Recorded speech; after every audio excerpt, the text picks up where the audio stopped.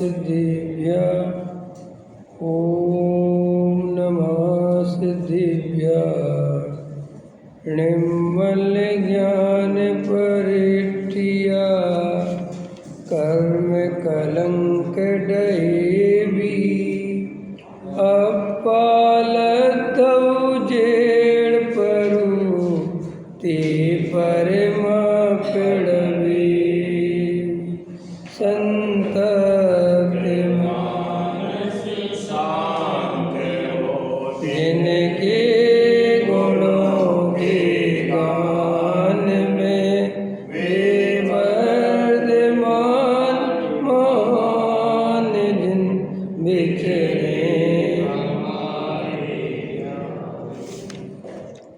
योग सार प्रवचन गाथा 3 अपनी हो गई है लगभग। इस पे अपन पहले भी बहुत चर्चा कर चुके हैं। अब अपन आज गाथा 4 पढ़ेंगे। संसार का कारण मिथ्या दर्शन। काल अड़ाई जीव वैभव साय रुजि अड़म तू मिच्छादंसण मोहियो डम सुख दुख जिपतु अनंत संसार सागर जीव काल अनादि है पर सुख नहीं बस दुख पाया मोह मोहित जीवन। देखो क्या कहते हैं आचार्य भगवान। हेडिंग है संसार का कारण मिथ्या दर्शन है। मिथ्या दर्शन कहो, मिथ्यात्व कहो, ठीक है। तो क्या कहते हैं, काल अनादि से, काल अनादि है, संसारी जीव अनादि है, संसार सागर भी अनादि अनंत है। मिथ्या दर्शन के कारण मोही होता हुआ जीव सुख नहीं पाता, दुख ही पाता है, ठीक है ना। काल अनादि है और जीव भी अनादि है, क्योंकि 6 द्रव्य ही अनादि अनंत है ना। तो जैसे काल भी और मैं भी अनादि काल से हूँ और अनंत काल तक रहूँगा। अपना नाश होने वाला नहीं है। ये तो प्राप्त पर्याय में तन्मय होने के कारण मेरी मृत्यु हो जाएगी, मैं मर जाऊंगा, लेकिन मरते मरते नहीं है अपन। ये सिर्फ पर्याय बदलती हैं, यहाँ से कहीं और चले जाएंगे। और जैसे अपन रात और दिन यहाँ सुखी होने का उपाय कर रहे हैं और सुखी नहीं हो पा रहे और अत्यंत दुखी हो रहे, रोज़ दुख बढ़ता ही जा रहा है, फिर भी अपन को बात समझ में नहीं आ रही। तो आचार्य कहते हैं कि ये जन्म में भी महादुखी है और आगे अनंत संसार भी महादुख रूप है। अगर ये मिथ्या दर्शन का नाश नहीं किया, अपने को आत्मा नहीं पहचाना। देखो अपन को इतनी बड़ी बात रोज़ सुनने मिलती है, फिर भी अपन पैसा कमाने में सुख मानते हैं। ये कोई शास्त्र की बात अकेली नहीं है, ये तो अपने अनुभव की बात है ना, कि अपन पैसा कमा के आज तक सुखी नहीं हुए, लेकिन अपन फिर भी लगे हुए हैं। बूढ़े होते जा रहे हैं तो भी अपन करोड़ों रुपए इकट्ठे कर कर के ऐसा मानते कि मैं सुखी हो जाऊं। जैसे अभी आपके 10-20 करोड़ रुपए बढ़ जाएं तो आपको लगेगा मैं सुखी हो जाऊंगा। मैंने कितना मोटी भूल, मोटा मिथ्यात्व कि सामने दिख रहा है कि ये पैसा मुझे सुखी कैसे कर सकता है। अभी कुछ काल बाद तो मैं ये सारा पैसा छोड़ के चला जाऊंगा। और फिर दूसरी बात, पैसे से सुख का क्या संबंध है। अगर हमारे पास करोड़ों रुपए के ढेर लगे हैं लेकिन हमारा शरीर रोगी है, हमारे अंदर खाने पीने की क्षमता ही नहीं बची और हम पड़े हैं, बुढ़ापे में डले हैं एक कमरे के अंदर, और अरबपति है, हमारे पास अरबों की प्रॉपर्टी है, तो क्या करेगी वो अरबों की प्रॉपर्टी। तो आचार्य कहते हैं ये सब मिथ्या दर्शन। मिथ्या दर्शन माने सामने प्रत्यक्ष दिखने पर भी कि संसार में सुख नहीं है, संसार में कोई जीव सुखी नहीं हुआ, ऐसा प्रत्यक्ष में दिखने पर भी इस जीव को संसार में से सुख बुद्धि नहीं टूटती, इसका नाम मिथ्यात्व है। अब अपन को गहराई से विचार करना चाहिए कि अपन कर क्या रहे। भैया अपन नहीं मरेंगे, मानो चाहे नहीं मानो, मरने फरने की कोई व्यवस्था नहीं है। ये पर्याय बदल जाएगी और इस पर्याय में जैसे रात दिन गुणा भाग लगाते ना, पड़े पड़े ऐसे कर लेंगे, ऐसा हो जाएगा, ये कर लेंगे, वो कर लेंगे, ये कर लेंगे, वो कर लेंगे, बच्चे पड़ जाएंगे, फिर अपन ऐसे घूमने चलेंगे, फिर अपन पैसा ऐसा बना लेंगे, फिर अपन बड़ा मकान बना लेंगे, फिर अपन ये कर लेंगे, फिर अपनी लड़की की अच्छी शादी करेंगे, फिर अपन ये ऐसे उधेड़ बुन में लगा रहते ना, ताना बाना बुनने में है।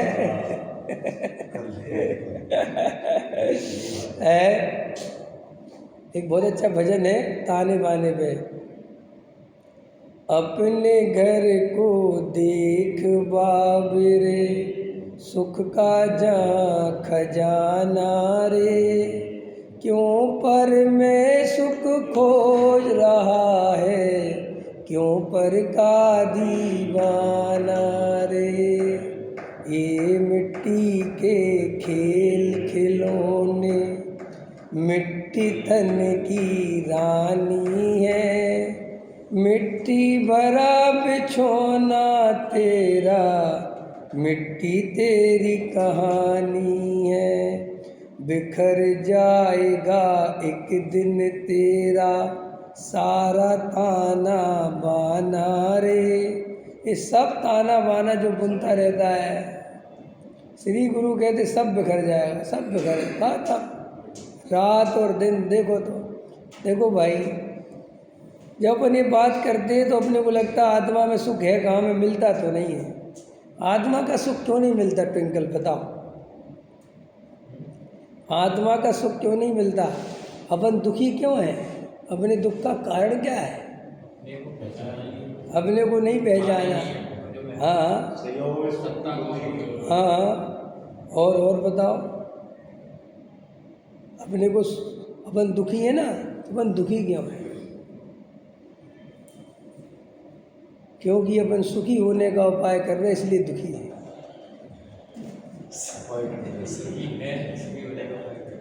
सच बता रहे, अपन सुखी होने का उपाय कर रहे इसलिए दुखी है। ये उत्तर आया समझ में कि नहीं आया? तुम सुखी होने का उपाय छोड़ दो, आज ही सुख है। हम पैसा कमा के सुखी होना चाहते, यही तो दुख का कारण है। हम शरीर को स्वस्थ रख के सुखी होना चाहते, यही तो दुख का कारण है। हम पर द्रव्य को अपनी इच्छा के अनुसार परिणमन कराना चाहते, यही तो दुख है।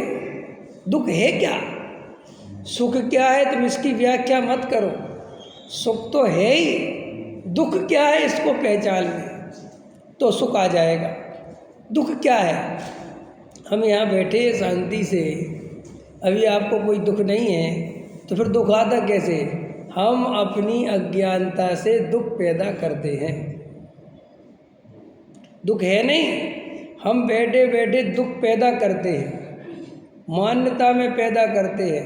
पैसा कमाएंगे तो सुख होगा, एक मान्यता किसने बनाई? स्वयं ने बनाई ना। अब पैसा सुख का कारण नहीं, पैसा तुम्हारे कमाने से आता नहीं, समझ में आया? पैसे से सुख होता नहीं, और ये मान्यता बना ली पैसा सुख का कारण है। तो जो सुख का कारण नहीं है उसके पीछे दौड़ेगा तो दुखी होगा कि नहीं होगा? कोई व्यक्ति रेत में से तेल निकालने की कल्पना कर बैठा, क्या रेत में से तेल निकालने की कल्पना कर बैठा, और रेत में से तेल निकालने के लिए रात दिन बड़ी धूप में लगा हुआ है, तो वो दुखी होगा कि सुखी होगा? क्यों होगा दुखी? मेहनत कर रहा, पुरुषार्थ कर रहा, परेशान हो रहा। अरे भैया, रेत में तेल है नहीं तो निकलेगा कैसे? ऐसे ही पर द्रव्यों में सुख है नहीं, और हम पर द्रव्यों में सुख मान बैठे अपनी कल्पना से, और रात दिन अपना ताना बाना बुनते रहते, इतना पैसा आ जाए तो मज़ा आ जाएगा, इतना हो जाए, ऐसा हो जाए, मकान बन जाए भाई। और मज़ेदार बात है, अपने अनुभव की बात है, सब कुछ बन जाता है, दुख नहीं मिटता। मिटता हो तो बताओ। इसी दिल्ली में जब मैं आया था तो एक कमरे का मकान मेरे पास नहीं था, किराए के मकान में रहता था। तो ये सोचता था क्योंकि उस समय तो ये सोच ही नहीं पाते कि हम मकान ले भी पाएंगे, क्योंकि अपनी कोई आमदनी तो होती नहीं, कोई अपन कमाना तो जानते नहीं, समझ में तो कुछ आता नहीं। तो क्या सोचते हैं, पति पत्नी मिलके क्या सोचते हैं कि बस एक कमरे का मकान हो जाए दिल्ली जैसी जगह में भाई साहब, तो अपन बिल्कुल बस गंगा नहा जाएंगे। इस सबकी सोच है ये, बस अपनी लड़कियों की शादी हो जाए बाबा गंगा नहा जाएंगे, बस अपनी खुद की दुकान हो जाए अपन गंगा नहा जाएंगे। जब तक ये गंगा नहाते नहाते ये पूरा हो जाता है, लेकिन इसकी गंगा नहन पूरा नहीं होता।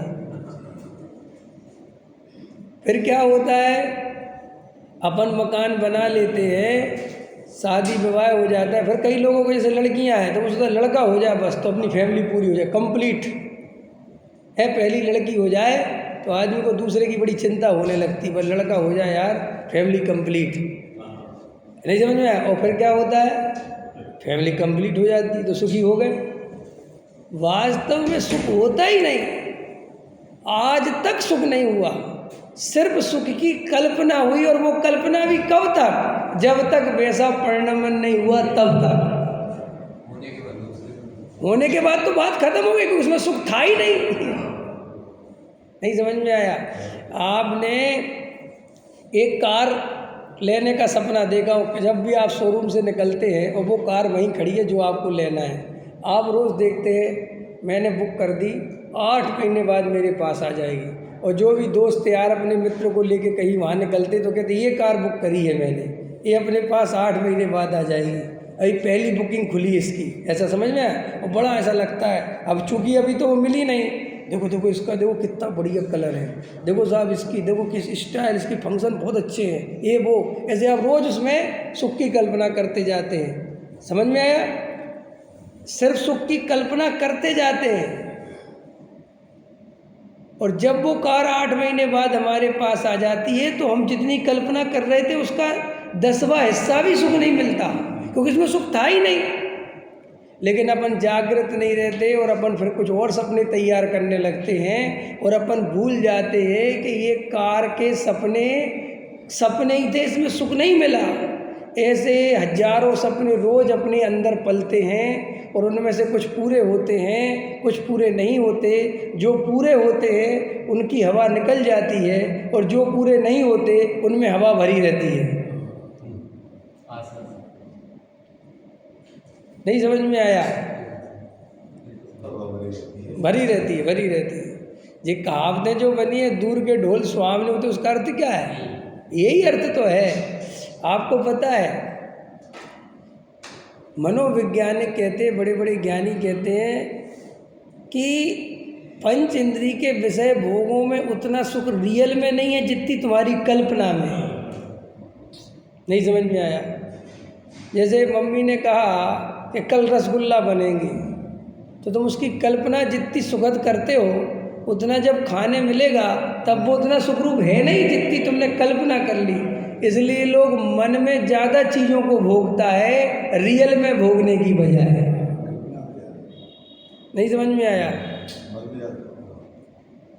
हमारे 5 इंद्रियों के विषय हम मन में भोगते हैं ज़्यादा, रियल में जब मिलते हैं वो तो हवा निकल जाती है 1 मिनट के अंदर। नहीं समझ में आया। कल तो बढ़िया पार्टी है, बढ़िया जाएंगे, मतलब बहुत बढ़िया मज़ा आ जाएगा साहब, ये भी खाएंगे वो भी खाएं, ऐसे करते नहीं करते। और गए और वहाँ एक केले की टिक्की खाई, बस भैया हो गया। और कल कितने सपने देख रहे, कल तो बहुत बड़ी बड़ी बातें कर रहे थे। ऐसा होता है कि नहीं होता है? ऐसे में एक इंद्री के बारे में नहीं, ऐसे ही 5 इंद्रियों के बारे में। यहाँ बैठ के जब आदमी कुल्लू मनाली की बस में बैठता है, यहाँ से कश्मीरी गेट से कुल्लू मनाली की बस में बैठे हो रमेश जी के नहीं? अच्छा कोई बात नहीं, कोई अच्छी बात नहीं, बैठे तो उस बस में बैठता है, एकदम बढ़िया वादियाँ मिलेंगी, साहब पर्वत है, साहब मनाली का बहुत नाम सुना साहब, ऐसा सोचता है। तो थोड़ी देर 2 घंटे अच्छी बस चलती तो बड़ा मज़ा आता है। फिर धीरे धीरे धीरे धीरे क्या होता है, जैसे जैसे मनाली करीब आता है वैसे वैसे इसका दुख बढ़ता जाता है, क्योंकि एक तो 16-18 घंटे लगते हैं, सो कमर टूट जाती है। समझ में आया कि नहीं आया? और फिर जिस पत्नी को लेके बड़े उससे जा रहा था वो उल्टी पुल्टी करती फिरती है, समझ में, सब परेशान हो जाता है। और परेशान 12 बज गए और वो 19 घंटे पहुँची, समझा, और 19 घंटे पहुँची। अब वहाँ पे भुगिया गया, समझ में आया, और बिल्कुल हालत ख़राब हो गई। 19 घंटे बैठो तो बस में, अब वहाँ होटल वाले पे जा रहा, कह रहा भाई साहब कमरा, भाई साहब 20,000 रुपये, भाई साहब 10,000 रुपये एक दिन का है। अब मर गए, अब भटक रहा कि यार कोई सस्ता दिलवा। अब देखना, और यहाँ से कितने सपने देते थे सुख के हैं, और वहाँ जाके इतनी भीड़ कि आदमी से टकरा रहा। एक पॉइंट ऑफ व्यू फोटो लेने के लिए 50 आदमी लाइन में लगे, तो सारा रस वहीं उड़ जाता है, समझ में, कोई सुख नहीं मिला। लेकिन बेहोश होने के कारण सुख तो नहीं मिला, हुआ तो महादुख का ही अनुभव, समझ में आए कि नहीं, कुछ नहीं मिला। और वहाँ से उल्टे लौट लाट के जैसे तैसे करके घर आ जाता है। लेकिन अहंकार में सब कहते कैसा लगा, बहुत मज़ा आया, बहुत मज़ा आया। अब मज़ा आया, कुछ नहीं परेशान हुआ। इसलिए जब अपन घर आते तो कहते अब कहीं नहीं जाना 1 महीने तक। अगर अच्छा लगा होता तो अगले दिन फिर चल जाता ना, लेकिन इतना थक जाता है, इतना दुख से पीड़ित हो जाता है कि घर में आके ही शांति मिलती है। ये इन पंचेंद्रिय विषय भोगों की सच्चाई है, समझ में आया। जब मैं घर आता हूँ ना प्रवचन वगैरह करके, तो कोमल बोलती क्या बनाऊँ, तो कहता मूंग की दाल और रोटी बना दूँ, और वही अमृत की तरह लगती है। और वे समाज वाले 20 व्यंजन खिला दे, इतनी तकलीफ होती कब भागूं यहाँ से। और अगर कल्पना करो तो उन भोगों की कल्पना करो तो कि 10 थाली में ये लगाओ, 4 तरह की मिठाइयाँ लगी हो, तो ऐसा लगता ना मज़ा आएगा, लगता कि नहीं लगता। लेकिन 2 दिन रह के देखो मेरे साथ, पता चल जाएगा। हाँ जो ठीक है। मैंने तो अभी विधि साहब एक प्रवचन कर दिया भोजन पे, मैंने कहा मुझे बचा लो भाई, मैंने कहा ये तुम लोग यार पंडितों को मार डालोगे यार, भैया ऐसा भोजन नहीं कराना। अभी बोल के आए कैसा भोजन कराना, ये बोल के आया हूँ भैया, सादा सिंपल भोजन जितना जीव को स्वस्थवर्धक है और आकुलता नहीं करता परिणामों में, वित्ता ये गरिष्ठ वरिष्ठ भोजन तो बहुत आकुलता करता है। मेरा कहने मतलब ये है कि ऐसे अपन 5 इंद्रियों के विषय लगावे, ये 5 इंद्रियों के विषय हमारी कल्पना में रमणीक हैं, रियल में रमणीक हैं ही नहीं। अगर इनको पूरी तरह उखाड़ के तुम्हारे सामने खड़ा कर दिया जाए, ले 5 इंद्रिय के विषय, तो तुम ऐसी दौड़ लगा के भागोगे कि तुम सोच भी नहीं सकते। ये तो क्या थोड़े थोड़े मिलते हैं, समझ में आया, थोड़ा थोड़ा, वो शहद की बूंद जैसा, इसलिए उसमें रस खत्म नहीं होता।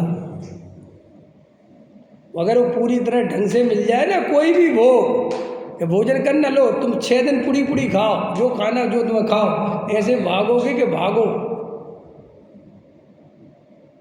ये तो संसारी जीव अपने को धोखा देता है, कभी कोई भोग भोगता है, कभी कोई भोगता है, कभी कुछ करता है, ताकि उनकी सच्चाई सामने ना आवे।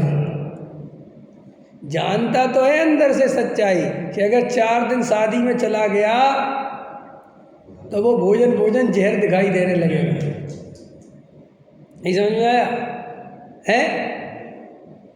देखो आज अमेरिका सबसे ज़्यादा दुखी देश है। पाश्चात्य संस्कृति में दुख बढ़ गया, पूरब की संस्कृति में नहीं बढ़ा, मैं ऐसा नहीं कह रहा हूँ, लेकिन मैं कुछ और कह रहा हूँ। पाश्चात्य संस्कृति वालों की पदार्थ विज्ञान, वहाँ आत्मविज्ञान तो है नहीं, जीव विज्ञान तो है नहीं, कौन सा विज्ञान है, केवल शरीर का विज्ञान, जो है सो शरीर ही है। और उन्होंने विषय भोगों की सारी मर्यादाएं तोड़ दी। क्या किया बजसेन जी? मर्यादाएं तोड़ना समझते हो ना, कि 100 शादी करनी पड़े तो 100 शादी सही, 50 करनी पड़े तो 50 सही, हर दिन तलाक लेना पड़े तो तलाक सही। समझ में आया? इतनी स्त्रियां पुरुष बदलती हैं, पुरुष स्त्रियां बदलते हैं कि उनकी जिंदगी बीभत्स बन गई, एकदम बेकार।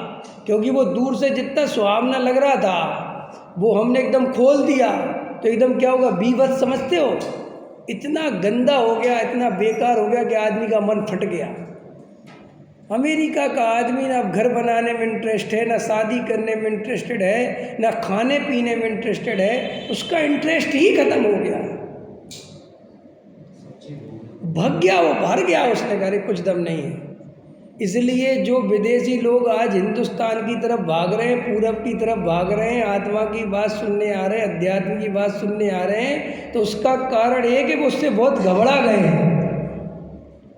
समझ में आया? दो ही गतियाँ हो रही है, या तो बाबाओं की तरफ भाग रहे हैं या चंद्रमा की तरफ भाग रहे हैं। अब वहाँ तो उनको कुछ समझ में आ नहीं रहा। और पूरब वाले क्या सोचते हैं, देखो हमारे पास धर्म है, हमारे पास अमेरिका वाले भी आ रहे हैं, लेकिन तुम अमेरिका वाला बनना चाहते हो, तुम्हारे आकर्षण का केंद्र अमेरिका बना हुआ है। वे जिन विषय भोगों की पराकाष्ठा पार कर चुके हैं, तुम उन विषय भोगों की पराकाष्ठा पार करना चाहते हो। नहीं समझ में आया? इसलिए भारत में इस बात की अति हो गई कि बस आत्मा ही आत्मा, आत्मा आत्मा आत्मा आत्मा। अपन ने इतना आत्मा करा, इतना आत्मा करा कि अपन को आत्मा ही नीरस हो गई। जैसे उनने विषय भोग इतने भोगे कि वे भोग ही नीरस हो गए। आया समझ में? आज अपने बच्चा जानता है राजा राणा छत्रपति हाथन की असवार मरना सबको, अपन ने रटा दिया बच्चे को, लेकिन एक बच्चे ने भी करोड़पति बनने के सपने नहीं छोड़े। नहीं समझ में आया? अपने पास तो आत्मा था ना, अपन को तो अमेरिका की पद्धति पे नहीं चलना चाहिए था, लेकिन नहीं, हम यहाँ अति कर गए और वे वहाँ अति कर गए। ये सारी अतियाँ बेकार हैं। श्री गुरु कहते हैं कि भैया ये पंच इंद्री के विषय भोगों को तुम शांति से देखो तो सही। ये अनादि काल से मैं हूँ और अनंत काल मुझे रहना, इसको थोड़ा विचार करो तो सही।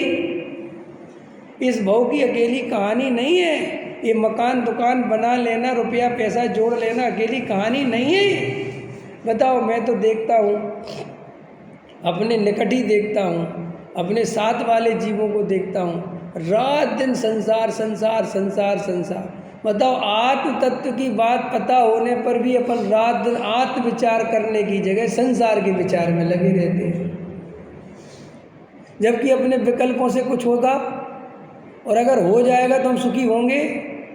बोलो। मैंने आपको बताया ना, अपने अनुभव से देखो, आपका मकान बन गया, पहले आप पे एक कमरा नहीं था तो आप कमरे की सोचते थे, कमरे की जगह 2 कमरे हो गए, आप कम महल के सपने देखने लगे, आपको पता ही नहीं। और आपको इन कमरों ने कोई सुख नहीं दिया। आपके पास जब 1 रुपया नहीं था तो आप सोचते थे 2-4 लाख रुपए हो जाए तो बहुत बड़ी बात है। आज 2-4 करोड़ हो गए तो भी आप 10 करोड़ कमाने में लगे हैं। पहले आदमी सोचता था बस बच्चे हो जाए, बात खत्म हो गई, बच्चे भी हो गए, सब क्या चीज़ है। और सोचो, विचार करो, कब तक वस्तु ही अपने अनुकूल परिणमन करेंगी? क्यों करेंगी? तुम किसी के मालिक हो क्या? हर चीज़ तुम्हारे अनुसार परिणमन करे? क्यों करे बताओ? ये शरीर कब तक हमारे अनुसार परिणमन करेगा? क्यों करेगा? वो स्वतंत्र द्रव्य है ना, वो बूढ़ा होगा कि नहीं होगा? ये मिट्टी में मिलेगी कि नहीं मिलेगी? बोलो। पत्नी स्वतंत्र है ना, उसका परिणमन स्वतंत्र है ना, वो तुम्हारे अनुसार क्यों परिणमन करेगी? और कब तक हम परद्रव्यों को अपने अनुसार परिणमन करा के सुख की कल्पना करते रहेंगे, जबकि सुख होता नहीं। हम जिसे चाहते हैं कि हमारे अनुकूल परिणमन करे, वो कर भी जाए तो सुखी होते कहाँ हैं? बेटा ज़्यादा आज्ञाकारी हो जाए, बाप तो परेशान। बोलो, किसी का बेटा ज़्यादा आज्ञाकारी हो जाए, भजन जी आपका सोवे, आपसे कहे पापा पानी पी लूँ, अब पापा बाथरूम कराऊँ, अब पापा बैठ जाऊँ, अब पापा उठ जाऊँ, और कहे कि पापा मैं बहुत आज्ञाकारी हो गया, आपकी आज्ञा के बिना कुछ नहीं करता, तो तुम दुखी हो जाओगे कि सुखी हो जाओगे? कहोगे यार जी कैसा हो गया? मैंने अनुभव किया। हम जीव है ना भाई साहब, हम मोक्ष में ही जाके राजी हो सकते, सुखी हो सकते, शांति से बैठ सकते हैं। हमें कोई राजी कर नहीं सकता जगत की दुनिया। अपनी पत्नी ज़्यादा अनुकूल हो जाए तो परेशान, और प्रतिकूल हो जाए तो परेशान, और बीच में रहने की स्थिति है नहीं। नहीं समझ में आया? अब बीच समझ के बीच, अपन को बीच में रहना नहीं आता, यही अपने दुख का कारण है। अपन को अतियों पे जाने की आदत है। अपन त्याग व्रत में जाएंगे तो अति करेंगे, अपन भोगों में जाएंगे तो अति करें। अपन शांति से बैठ के, जैसे समझ आया, अनुकूल पत्नी सुनेगी, मतलब तुमसे खुश होगी तो तुम्हें इतना माल बनाएगी, इतना कुछ बनाएगी, अपन उससे परेशान हो जाएंगे, बस कम करो। और तुमने जैसे ही कम कर दो, ठीक है कल से बनानी नहीं समझ में आया? प्रॉब्लम कितनी है। या तो खिलाएंगे तो इतना खिलाएंगे कि खाने से परेशान, और अगर अपन ने कहा इतना मत खिलाओ तो फिर नहीं खिलाएंगे। अरे भाई, जो उसके स्वास्थ्य वर्धक हो उतना करो ना उसके लिए। अपन किसी के भक्त बनेंगे तो अति वाले एकदम, फिर हमारे सारी बाउंड्री तोड़ देंगे अपन, बस आप तो मैं भगवान हो, आपके जैसा तो हमने कोई देखा ही नहीं हो, बिल्कुल एकदम बोले जाएंगे समझ में आया? और फिर कल के दिन वो जरा सा तुम्हारे अनुसार नहीं बोला, तुम्हारे अनुसार नहीं चला तो एकदम बस, अरे ठीक है हमने इनके जो 36 देख लिया, अब दुश्मनी हो गई। जहाँ जो नज़दीकी ज़्यादा होती है वहाँ दुश्मनी भी बहुत जल्दी होती है। नहीं समझ में आया? एक अपने को एक बैलेंस दूरी बना के रखना चाहिए। अति नज़दीकी से फिर क्या होता है कि अगर अपने अंदर सम्यक दर्शन नहीं है, सच्ची प्यास नहीं है, तो फिर उसकी औधिक भाव से अपन परेशान हो जाएंगे। कभी कभी शिष्य गुरु का इतना प्रेमी हो जाता है कि वो गुरु को अपने अनुसार परिणमन कराना चाहता है। देखा तुमने? जैसे कई भक्त हो जाएंगे, साहब हम आपके अनुसार किसी को नहीं सुनते साहब, हम तो बस आपके दीवाने हैं साहब, आप ही बस बस बस बस बस बस। हाँ ये अच्छी बात है। फिर पता वो दीवानगी कहाँ तक जाती है कि पंडित जी आपको ये नहीं बोलना चाहिए, आपको ये नहीं करना चाहिए, आप ऐसा मत करो, और आपने उनसे ज़्यादा बात करी, मुझे बहुत बुरा लगा। वो तो ऐसा रिश्ता अधिकार जमा लेता है जैसे कोई अपनी पत्नी पे अधिकार जमा ले। फिर वो अपने गुरु को अपने अनुसार चलाना चाहता है। बताओ, जो अपने गुरु को अपने अनुसार चलाना चाहे, मैंने बड़े बड़े गुरुओं को देखा, सच बता रहा हूँ, झूठ नहीं बोल रहा, मैंने बड़े बड़े गुरुओं को देखा, वे ऐसे लोगों से घिर गए, ऐसे समाज के लोगों से घिर गए कि वे किसी से मिलना चाहते थे तो मिल नहीं पाए। समाज के लोगों ने कहा आप उनसे नहीं मिल सकते। ये गुरुदेव पे भी बंधन डाला था कि नहीं डाला था? गुरुदेव श्री ने, वे सब भक्त थे उनके, जो कहते थे तुम्हें रोटी नहीं मिलेगी, बाद में दुश्मन बन गए थे। कि कैसे इतने भक्त थे, वे इतने भक्त थे कि गुरुदेव का सारा ध्यान रखते थे। और जब गुरुदेव श्री ने ये कहा कि भैया ये श्वेतांबर मत में सच्चा धर्म नहीं है, दिगंबर धर्म सच्चा है, और जब ये बात कही तो क्या हुआ कि वे ही सारे के सारे जो भगत थे एकदम आंख दिखाने लगे। आप जाके देखो, मैं बताता हूँ। पहले समझ में आया कि नहीं आया? ऐसे भक्तों से भी बच के रहना। जो भक्त ज़्यादा तुम्हारी सेवा करें वे तुम पे अधिकार भी जमाएंगे। ये सेठिया जिन विद्वानों की ज़्यादा सेवा करते ना, बाद में उस विद्वान को अपनी जेब में रख लेते हैं। अब कहाँ जाएगा विद्वान और कहाँ नहीं जाएगा, ये विद्वान डिसाइड नहीं करेगा। कौन डिसाइड करेगा? वो जो उसकी सेवा करता है। एक बहुत बड़े, अब तो नहीं रहे, नाम तो अपन को ले नहीं सकते, लेकिन मुझे सच्ची घटना पता है। वे समाज से इतने घिर गए कि वे कभी अपने दिल की बात नहीं कह पाए।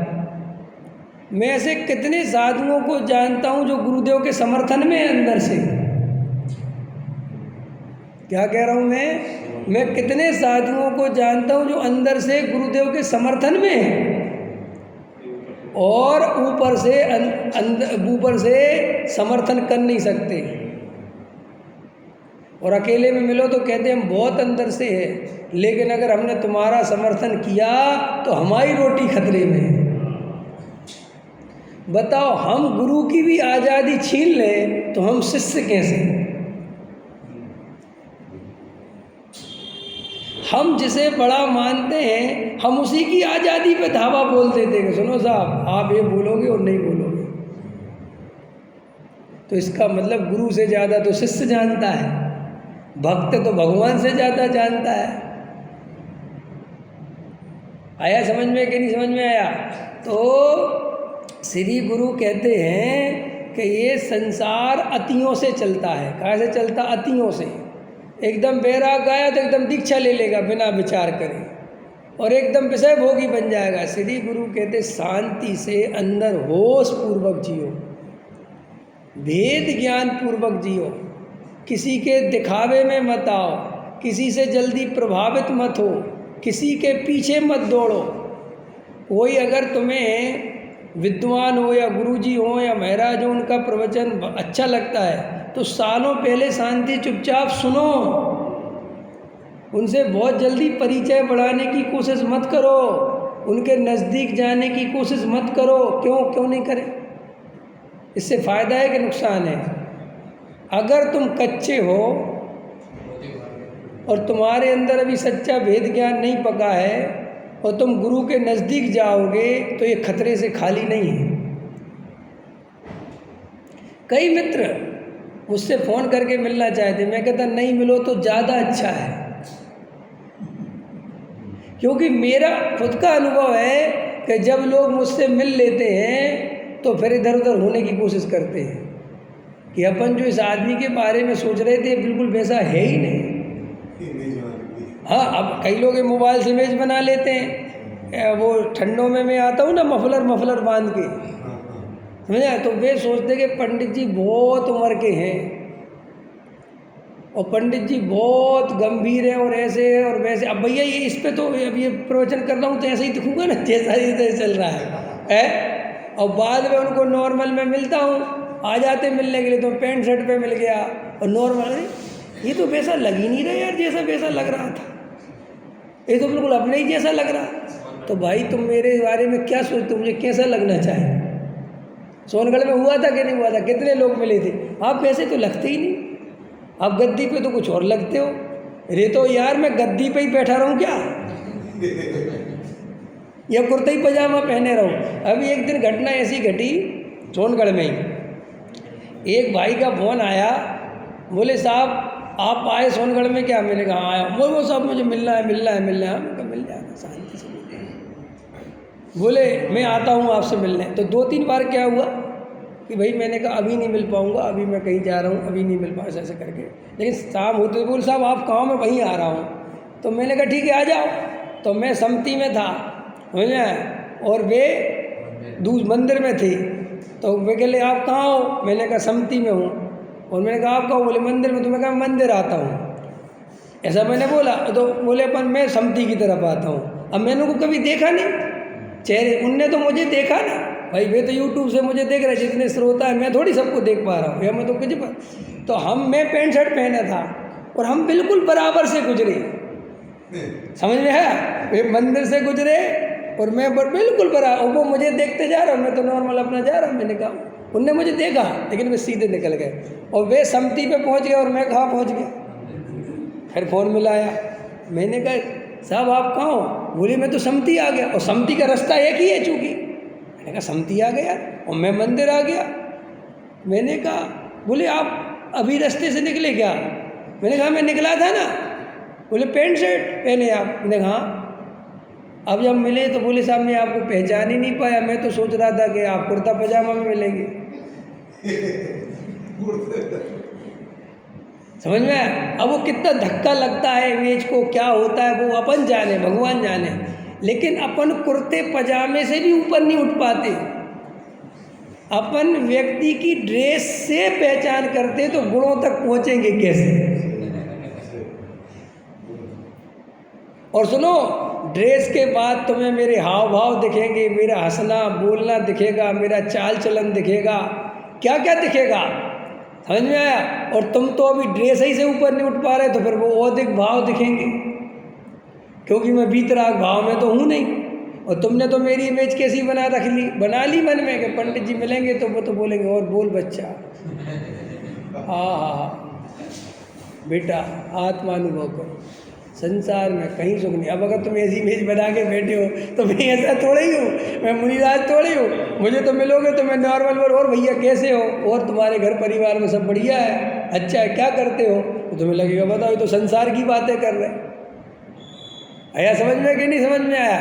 लेकिन वो इमेज इतनी डेवलप हो जाती है कि वो आदमी उससे बाहर निकलना भारी पड़ता है। तो इसलिए जो औदिक भावों से पहचानना, ड्रेस से पहचानना, ये बहुत खतरनाक है। इसलिए जब तक तुम त्रिकाली ध्रुव तक ना पहुंच जाओ और गुरु तुम्हें दूर ही मिले तो दूर से काम चला लो। क्योंकि नज़दीक जाने में खतरा ये बढ़ जाता है कि तुम गुरु की डांट, गुरु के औदिक भाव सह नहीं पाते। बड़े पंडित साहब के साथ होता था कि नहीं होता था? बोलो, आप लोग गए कभी बड़े पंडित साहब के पास, रविंद्र जी के पास? ये बहुत होता था उनके साथ। आदमी उनकी रचनाएं पढ़ता था, उनके वाक्य पढ़ता था तो दीवाना हो जाता था, बिल्कुल एकदम ऐसा दीवाना कि पूछो मत। जब पहली बार स्मारक में उनके कोटेशन लगे, समझ में आया? और जब मैंने वो कोटेशन पढ़े, मैं खुद ही, मैंने कहा ये व्यक्ति कहाँ है भैया, ये क्या गजब कोटेशन है। तो मैंने अपना ये सुमित है ना, टीकमगढ़ सुमित, तो ये मेरा क्लासमेट है। तो वो कहने लगा तुम इनको जानते नहीं क्या? मैं कौन है यार रविंद्र जी? बोले नाम नहीं लेना। समझे? अरे मैं कहती खतरनाक बात है, नाम नहीं ले सकते क्या? तो मैं थोड़ा तर्क वितर्क वाला था ना, तो मैंने कहा एक बात बता, महावीर का नाम ले सकते हैं तो क्या जी महावीर से भी बड़े हो गए क्या? जो रविंद्र जी कह देंगे तो बहुत बड़ी वो हो जाएगी। बोले नहीं, बड़े पंडित जी। बोले ठीक है जो भी है। तो क्या होता है, आदमी उनसे बहुत लगता है, और जब उनके पास जाता है और जब उनका हंटर चलता है, मोबाइल बज गया और प्रोचल बंद, तो इसके दिमाग खराब हो जाता है कि जी कैसे है यार। आया समझ में? ये क्या होता है, अपन गुरु के औदिक भाव भी अपने अनुसार चाहते हैं। अपन वो तत्व ग्रहण नहीं कर पाते औदिक भावों के चक्कर में। अपन बोल तो रहते कि औदिक भाव भिन्न है, औदिक भाव भिन्न है। समस्या यह है कि कई बार जो गुरु होता है ना, गुरु तो अपनी सीमा में रहना चाहता है, लेकिन उसको जो हाईलाइट ज़्यादा इमेज बना देते हैं उनके चेले। बराबर बराबर, ये तो वो आपको पता है ना, गिर जाते हैं। आप हमारे साथ गए ना, हाँ आओ, और वो कितना आदर दे रहे हैं, तुम गलती में सबसे पहले उठाया, हाँ प्रशंसा करेंगे, हाँ, और क्या नाम को और विशेष ये मैंने कहा ना, ये चेले चपाटे बहुत प्रॉब्लम क्रिएट कर देते गुरु के साथ, और गुरु के पास कोई उपाय नहीं, गिरेगा तो ही। आप समझे नहीं मेरी बात? गिरना तो पक्का है, क्योंकि घेरे बिना मानेंगे नहीं, वे कैसे करें भाई? उनकी सेवा सुरती वाले जो साथ में रहेंगे तो रहेंगे जो भी है, और वे इतना वीआईपी बना देते हैं, इतना वीआईपी बना देते नहीं, ये सच बता रहे। जब मैं अमायन गया था, मुझे बस स्टैंड जी लेके गए थे, और विश्वास नहीं करोगे, हम लोग 10-11 बजे पहुँचे थे सुबह, और नहा धो के मंदिर के दर्शन करने गए, तो जाते ही साथ वहाँ ब्रह्मचारी त्यागी वृत्ति मोक्ष मार्ग प्रकाशक पढ़ रहे थे, और इनने मेरा परिचय कराया कि जयपुर से अभी पढ़ के आए और अपने दिल्ली में आए हैं और अभी हमारे वहाँ पे रह रहे हैं। तो उनने तुरंत, जो त्यागी वृत्ति थे, उनने कहा साहब आप पढ़ाओ। तो मैं उनको वो पढ़ाने लगा। क्या पढ़ रहे थे वो मुझे आज भी याद है, निश्चयाभास। तो मैंने समझाया, तो बड़े पंडित जी साहब ऊपर घूम रहे थे, और उनने क्या हुआ कि सुन लिया वो सब। पंडित साहब ने मेरे से कहा था उनको कभी, हाँ, तो इनको कहा पंडित जी ने कि वो जो आए हैं उनका प्रवचन कराओ,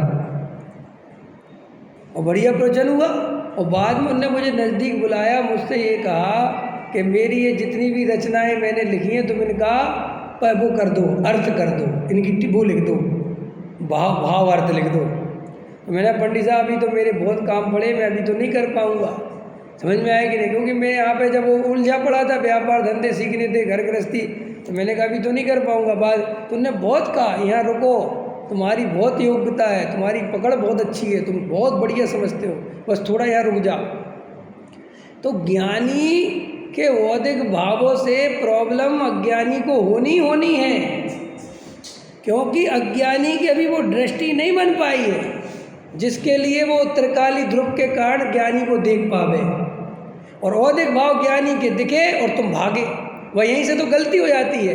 अपन को सच्चा गुरु कई दफ़े मिल जाता है, लेकिन अपन अपने अहंकार के कारण और उसके औदिक भावों के कारण अपन उसके पास टिक नहीं पाते और अपन भाग जाते हैं। मैं कितने लोगों को जानता हूँ दिनेश जी, जो हर 6 महीने में पंडित बदलते हैं, हर 6 महीने में, साल भर में पंडित जी बदल लेते हैं, गुरु जी बदल लेते हैं। उनसे पूछो क्यों? वो तुम पहले तो गुरु जी को सुनते थे, अब क्या हो गया? वो बड़ी प्रशंसा करते थे कि वो तो ज्ञानी है, फला है, ढिका है, ये है, वो है। अब क्या हुआ? अरे बस पूछो ही मत। अरे क्या हो गया? क्या बात है? अरे अब वो वाली बात नहीं बची जो पहले थी। तो अपन बताओ तो क्या पहले वाली बात क्या हो गया? कि ये हो गया कि भरी सभा में तेरी निंदा कर दी, तेरे लिए 2 अपशब्द कह दिए, बस तू इसलिए भाग गया। और जब तक तेरी वो प्रशंसा कर रहे थे,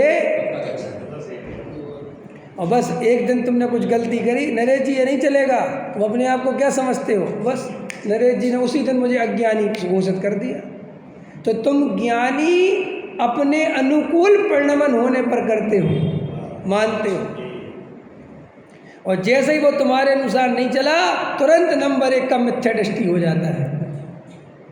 लेकिन अपन ये नहीं कह सकते कि इनने हमारी बेइज्जती करी इसलिए मिथ्या दृष्टि। ये कहोगे तो आफत हो जाएगी, तो फिर उसके इधर उधर से बातें बनाएंगे। अरे हम जानते, हम तो नज़दीक रहे भाई साहब, आपको नहीं पता अंदर की बात क्या है। मुझे सब पता है, ये अंदर की बात तुझे पहले भी पता थी, लेकिन अब वो अंदर की बात तेरे अंदर आ गई, क्योंकि तू उस लपेड़े में आ गया, और जब तक दूसरे उस लपेड़े में चल रहे थे तब तक तेरे को कोई दिक्कत नहीं थी। ये अंदर का चोर है अपना के नहीं? बोलो।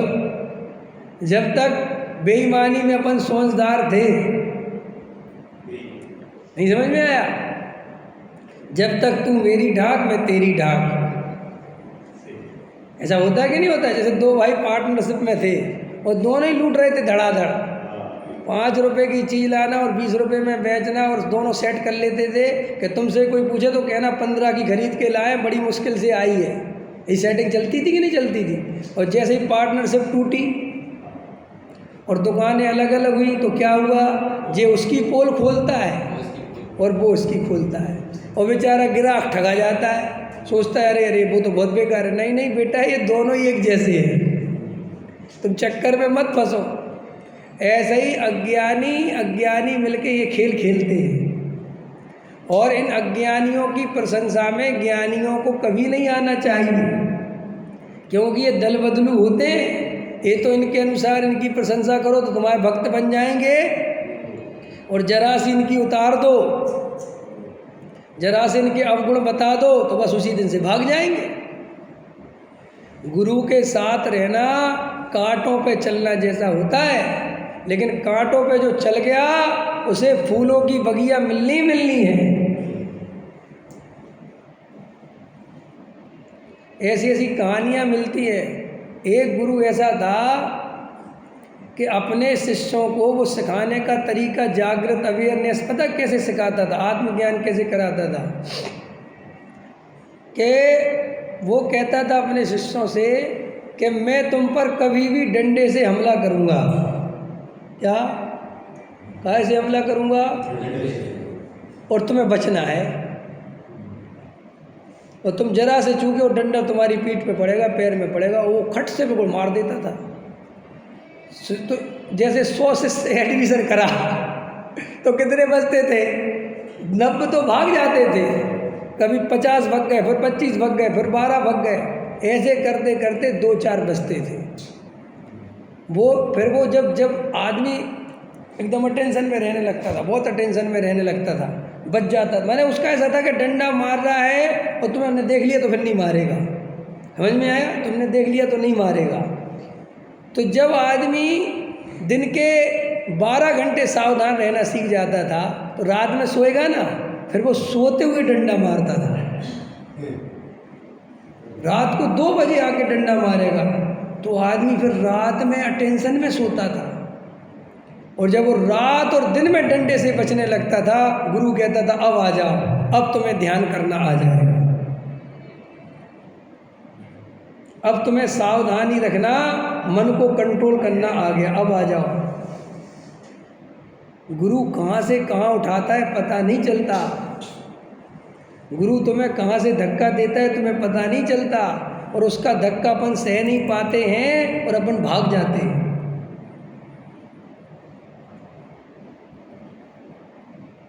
भैया अगर अपन औदिक भाव से भिन्न आत्मा नहीं देख पा रहे हैं, अगर औदिक भावों से ही अपन जीव को पापी, धर्मात्मा, पुण्यात्मा, पापात्मा मान रहे हैं, तो गुरु के नज़दीक जाने की कोशिश मत करना। जब बिल्कुल तुम्हें ऐसा दिखने लगे कि गुरु सामने तुम्हें बिल्कुल ऐसा दिखे कि ये तो पापी है, फिर भी तुम उसमें गुरुपना देख सको,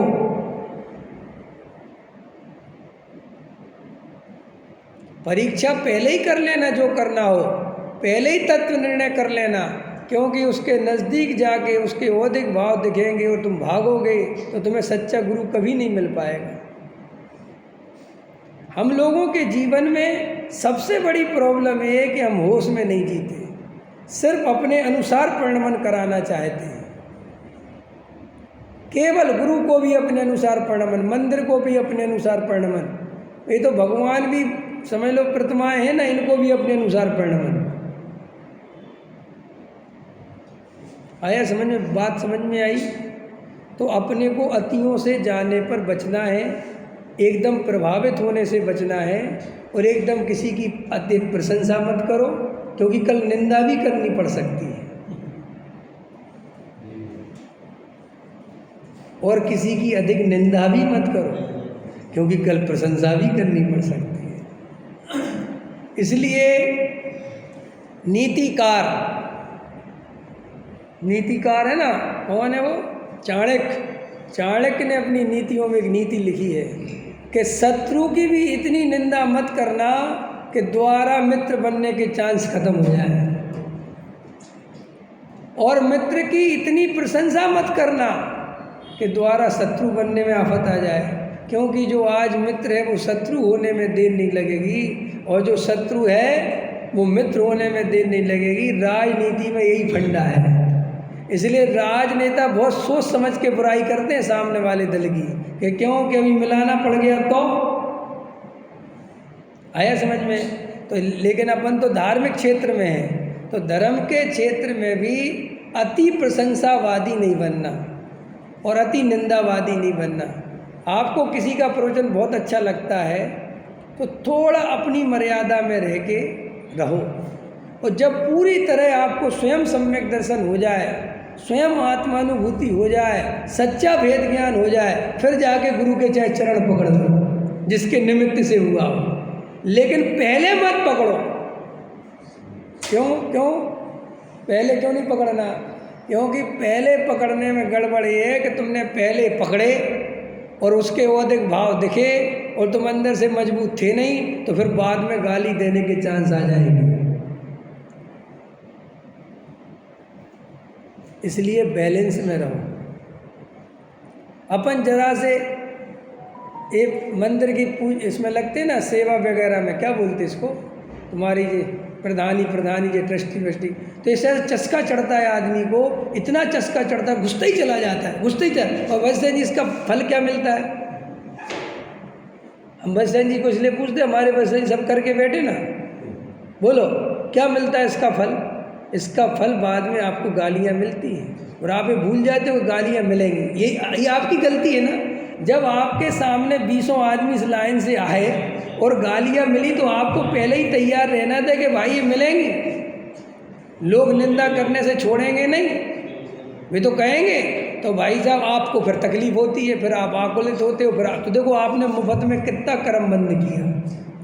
इसलिए जब तक देव शास्त्र गुरु के प्रति ईमानदारी ना हो, सुनो ध्यान से, बहुत इंपॉर्टेंट बात बोल रहा हूँ, देव शास्त्र गुरु के प्रति हृदय से भक्ति ना हो, हृदय से समर्पण ना हो, हृदय से उनके प्रति भक्ति ना हो, तब तक तुम उनके नाम की सेवा करने में मत लगना। मान आदि के लिए अगर ये मंदिर आदि के कार्यों में लगते हो तो सुनो, जितना कर्म बंधन नहीं करके होता उससे 1000 गुना कर्म बंधन करने के कारण हो गया। अगर तुम्हारे अंदर मानादिक पोषण करने के भाव है तो विद्वान मत बनना, नॉर्मल श्रोता बन के रह जाना, क्योंकि विद्वान बन के अगर मानादिक पोषण करने का अंदर भाव है तो नरक निगोद जाना पड़ेगा। ये जिनवाणी बेचना है, बेचने का पैसे से बेचना नहीं होता। हर चीज में अपन में बनी है ना, पैसा घुस गया। अरे बेचने का अर्थ है कि मैं अच्छा प्रवचन करूं और लोग मेरी प्रशंसा करें, इसके लिए प्रवचन कर रहे हैं, तो ये मान के लिए बेचना है। और अगर मैं 25 सेंट खुश कर दूं, समाज के लोगों को खुश कर दूं, तो ये मुझे बड़ा लिफाफा दे देंगे। ये पैसे के लिए बेचना है। ये तो जिनेन्द्र देव की वाणी, इसमें तेरा कुछ भी नहीं है। बहुत कठिन है, मार्ग आसान नहीं है, बहुत ईमानदारी चाहिए। आत्मानुभव कठिन नहीं, सरल है, बस अपन ईमानदार होना चाहिए। अगर अपन ईमानदार हैं तो आत्मानुभव है। अरे मैं परिपूर्ण ज्ञायक हूँ, आत्मानुभव क्यों नहीं होगा? जब ज्ञान की प्रतिपल उठे तरंग, झांकता उसमें आत्म राम। अरे आवाल सभी गोपाल, सुलभ सबको चिन्मय अभिराम। क्यों आत्मा का अनुभव नहीं होगा? मैं तो परिपूर्ण ज्ञायक हूँ। इसमें क्या दम है कि मुझे आत्मा का अनुभव नहीं? लेकिन हाँ, अगर छल कपट नहीं छोड़ेगा, ईमानदार नहीं बनेगा, तो फिर आत्मानुभव क्या? हर चीज कठिन है, उसमें क्या बात? भाई काम तो सरल है, लेकिन अगर अपन अंदर से वक्रता नहीं छोड़ेंगे, छल कपट नहीं छोड़ेंगे, आत्मा के प्रति समर्पण नहीं होंगे, तो आत्मा क्यों मिलेगा?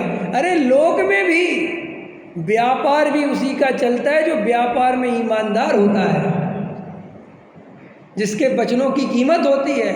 जो आज कुछ बोले, दोपहर में कुछ बोले, शाम को कुछ बोले, बेईमान हो तो उसकी दुकान भी कहाँ चल पाएगी। जिसके लौकिक वचन प्रमाणित होते हैं में उसका व्यापार चलता है, और जिसके पारलौकिक वचन प्रमाणित होते हैं उसका मोक्ष मार्ग चलता है। लेकिन ये लौकिक प्रयोजन धर्म के क्षेत्रों में साधना, ये सबसे बड़ी अनीति है। लौकिक प्रयोजन धर्म के नाम पर साधना, ये सबसे बड़ा अन्याय है। समझ में आया कि नहीं आया? सबसे बड़ा अन्याय, अनीति ये है। मंदिरों में, प्रवचनों में, समझ में आया, गुरुओं में कोई भी अपना लौकिक प्रयोजन साधता है तो उसका फल अनंत संसार है। ये बात अपने को कभी नहीं भूलनी चाहिए। ठेले पे केला बेच के खा लेना, क्या ठेले पे केले बेच के जीवन गुजार लेना, लेकिन छल कपट जिनवाणी के साथ नहीं करना। ईमानदार रहना, बहुत ईमानदार चाहिए। तुम पे विरसशील संयम नहीं सकते तो मत साधो, लेकिन ईमानदार बनो। तुम अंदर से सही प्रवचन नहीं कर पाते, तुम्हारे अंदर मानादिक बहुत चलते, तो प्रवचन करना छोड़ दो। अगर तुम मंदिर में सेठियाई पना तुम्हारे ऊपर चढ़ रहा है और तुम उससे घमंड और अहंकार में जा रहे हो, तो उसी समय मंदिर छोड़ दो कि हम नहीं कर पाएंगे, हमारा नाम मत लिखना, क्योंकि हम कमज़ोर आदमी हैं, हम पे तुरंत ही मानादिक चढ़ जाते हैं। और हमें धर्म के नाम पर मानादिक चढ़ाकर नरक निगोद नहीं जाना। तब आत्मानुभव होगा। आत्मानुभव बिल्कुल सरल है, कठिन नहीं है। हमारी परिणति में वक्रता है, इसलिए अपरिणामी अनुभव में नहीं आता। आज अगर अपन दिन भर के लिए ईमानदार हो जाए ना, आज 24 घंटे आप नियम लेके जाओ मंदिर से कि आज मैं पूरी ईमानदारी से काम करूंगा, होश पूर्वक काम करूंगा, छल कपट नहीं करूंगा, आज आत्मा की ध्यान में लगूंगा, 24 घंटे में आत्मानुभूति हो जाए। एक दिन की सही प्रतिज्ञा करो तो, एक दिन अंदर से मजबूत लाओ तो अपने अंदर। लेकिन इसी संसार की उधेड़पन, उसी संसार में सुख की कल्पना, रात दिन संसार संसार संसार संसार, क्या मिला इस संसार में? क्या मिला अपने को अभी तक? कोई सुख मिला है क्या? कोई सुख नहीं मिला। और आगे भी कल्पना छोड़ दो रमेश जी, कोई सुख मिलने वाला, ये धीरे धीरे सुहा होने वाली है, ये देह सब खत्म होने वाला है। बोलो, अभी गई ना, अपने विवेक की मम्मी नहीं रही ना, है, जब मैं उनसे मिलता था एक बात कहती थी कि देखो बेटा, जब हमने पहले तो इतने कष्ट सहे, समझ में आया कि नहीं आया, और जब सुख के दिन आए तो ये शरीर ऐसा हो गया। बोले ये संसार का स्वरूप नहीं है। अपन दिन रात पहले उधेड़ बुन में जो माँ बाप लगे रहते बेचारे, घर परिवार इसकी सब व्यवस्था बनाने में, और जब जैसे ही शांति से बैठने के दिन आते हैं कि चलो अब अपन थोड़ा आनंद से रहेंगे, अब अपने बच्चे बड़े हो गए, तब तक तो यहाँ चला चली का मेला चालू हो जाता है। जब तक तो चल हो गया, तेरा काम पूरा हो गया। इस संसार का स्वरूप है। इसलिए तुम बच्चों की फिक्र में अपना जीवन बर्बाद मत करना। तुम स्वयं एक द्रव्य हो, बच्चे भिन्न द्रव्य हैं, उनका परिणमन तुमसे भिन्न है। तुम उनकी चिंता में आर्त-रोद्र ध्यान मत करना। उनका तो जैसा परिणमन होना है होगा, वे अपना पुण्य पाप लेके आए हैं। तुम अपना भाव उनके चक्कर में व्यर्थ में खराब मत करना। चिंता नहीं, चिंतन करना। रमेश जी, कर्तव्य के नाम पर लिखो ये लाइन, कर्तव्य के नाम पर आर्त रौद्र ध्यान करना। क्या? कर्तव्य के नाम पर आर्त रौद्र ध्यान करना, ये जैन धर्म नहीं है।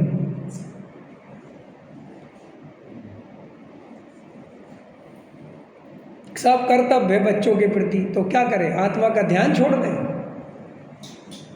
वेद ज्ञान करना छोड़ दें, बच्चों की सेवा में लगे रहें, लाखों रुपए की फीस भरें और फिर भी चिंता करें, है? और तुम पढ़ो नहीं तो चिंता हम करें। मेरी पत्नी कहती है तुम तो बच्चों की चिंता बिल्कुल नहीं करते। मैं तो कभी ना करूं। मैं आज खुल के कह रहा हूं, मैं क्यों करूं चिंता? ठेका ले रखा क्या चिंता करने का? हम अपना कल्याण कब करेंगे बोलो? ये भाव हमारे लिए दूसरे की चिंता करने के लिए मिला है। और दूसरी बात, पढ़ेंगे लिखेंगे तो बनेंगे, नहीं पढ़ेंगे लिखेंगे कि साहब अपना बेटा कुछ नहीं, मैं तो खुल्लम खुल्ला कह दूंगा नंबर 1 का गधा है। लड़की भी मत देना अपनी, क्योंकि ये तो खुद बर्बाद है, ये दूसरे की भी करेगा। नहीं समझा? क्यों कि अपन ईमानदार नहीं बनते अपने जीवन के प्रति। ये ढकोसले बना लेते हैं, ये छोटे छोटे से ढकोसले अपने मन से पैदा कर ले। समाज में अपनी इज्जत है, 2 कौड़ी की इज्जत है, सब पीठ पीछे सब जानते हैं और पीठ पीछे सब बोलते हैं। तुझे लगता है कि तेरे सामने वो नहीं बोलते, और तेरे सामने भी इसलिए नहीं बोलते कि पैर पे कुल्हाड़ी कौन पटके, को काहे को चक्कर में फंसो। जानते तो हम सब हैं ही, और तुम सोचते कि सब लोग मेरी बड़ी इज्जत करते। काहे की कौन इज्जत करता? अरे मनुष्य कभी किसी की इज्जत कर ही नहीं सकता। अहंकार से पीड़ित व्यक्ति किसी की इज्जत नहीं करता, वो तो अपनी परिस्थितियों के कारण तुम्हारी इज्जत करता है। क्या परिस्थितियों के कारण? समझ गए? अब मैं गरीब हूँ और सेठ जी बड़े आदमी हैं, है ना, सेठ जी अपने बड़े आदमी हैं, तो मैं कहूँगा और सेठ जी, अरे बहुत अच्छा सेठ जी, अरे साहब, तो मैं इनकी इज्जत नहीं कर रहा। ये चूँकि इनके पास करोड़ रुपए और मेरे पास है नहीं। अब कल के दिन मेरे पास 20 करोड़ आया है, और सेठ क्या हाल है तुम्हारा? ठीक हो? कुछ पैसे चाहिए हो तो ले लेना। जगह ये मनुष्य का रोब ऐसे बदलता है। ये है तुम्हारी असलियत, हमारी असलियत। हम ऐसे हैं, हम किसी को इज्जत नहीं देते। अभी रमेश जी आप मुझे बड़ी इज्जत देते हो ना, कह रहे हमारे विवेक जी बहुत गजब के आदमी, बहुत अच्छे विद्वान हैं। इसलिए कि तुम्हारा क्षयोपम कम है। वैसे जी थोड़ा खतरनाक बोल रहा हूँ तुम। अरे तुम अभी कहाँ, तुम का चक्कर फंसोगे? कोई नहीं है क्या? टक्कर में मत फंसो, चक्कर में। ये अभी तुम लोग जो बैठे हो ना नीचे और शांति से मुझे सुन पा रहे हो और अच्छा लग रहा है, इसलिए कि तुम्हारा क्षयोपम है कम और तुम बोल नहीं सकते, तुम्हारे अंदर वक्ता की कला नहीं है, तो तुम्हें मेरे सामने झुकना पड़ता है। अगर तुम में से अभी कोई वक्ता बन जाए, और ऐसा को जानते ना जो भाग गए मुझे छोड़ के जब वक्ता बने तो, अरे इसी यही उदाहरण है ना, अब वो मेरे प्रवचन में नहीं बैठते ना, क्योंकि क्षोभ बढ़ गया, थोड़ा बोलना सीख गए, तो वो अहंकार कहता है विवेक है क्या चीज? अरे उनसे ज़्यादा तो हमें ज्ञान है शास्त्रों का, पढ़ते लिखते हैं क्या? कुछ नहीं जानते। और ठीक है, अब उनका नाम चल रहा तो चलने दो। देखो अब तुरंत वो जो कल तक मान दे रहा था, सम्मान दे रहा था, आज अपमान करने लगा। क्योंकि अपन मान किसी को देते हैं तो अंदर एक मन उसका अपमान करने को बहुत करता रहता है, लेकिन वो जब परिस्थिति बनेगी, इसलिए अपन जिस आदमी की बहुत प्रशंसा कर रहे होते हैं, अगर उसकी कोई कमी पता चल जाए, उसके कोई कमजोर नस पता चल जाए, तो सबसे ज़्यादा प्रचार अपन ही करते हैं। तो करते नहीं, हाँ, ये आप लोग बसंत जी आ गए ना, अभिषेक पूजन तो करते नहीं, आज तक पूजा पाठ में खुद तो आते नहीं, समझ में आ गया। लेकिन बेटा तुम आज के हो, हम पहले बहुत कर चुके डॉक्टर साहब बताते थे बात मुझे बहुत अच्छे से कि आजकल के आ जाते हमारे सामने, अरे तुमसे हमने गीले कपड़ों में पूजा पाठ करी, सूखे तक नहीं मिलते थे, समझ में आया कि नहीं? तुम्हें तो बढ़िया क्वालिटी के मिलते, हमने तो बहुत स्थितियों में करी, खुद कुएं से जल लेके आया, सब कुछ किया। कि साहब आप क्यों नहीं करते? अब इसलिए नहीं करते कि उसके आगे के सोपान पे चले गए हैं, अब वो दूसरे काम में लगे, लेकिन लगे धर्म ही के काम में हैं। समझ में आया कि तुम समझते क्या हो? डॉक्टर साहब कहते थे अगर मैं तुम्हारी पूजा पाठ में लगूंगा, उतने में तो मैं 10 गाथाओं का पद्यानुवाद करूंगा जो सब जीवों के काम आएगी। समझ में आया कि नहीं? और तुम ज्ञानियों के चक्कर में नहीं फंसो, वे निकल जाते हैं और अपन उनके औदिक भाव देख के फंस रह जाते हैं। हाँ, भक्ति करना समझ में आया कि नहीं आया? अरे फोटो लगा लेने से, गुरुदेव की जय बोलने से कोई गुरुदेव का भक्त नहीं हो जाता। गुरुदेव के बताए हुए तत्व को जो अनुभव करता है वो ही सच्चा गुरुदेव का भक्त है। विचार करना। सहजानंद।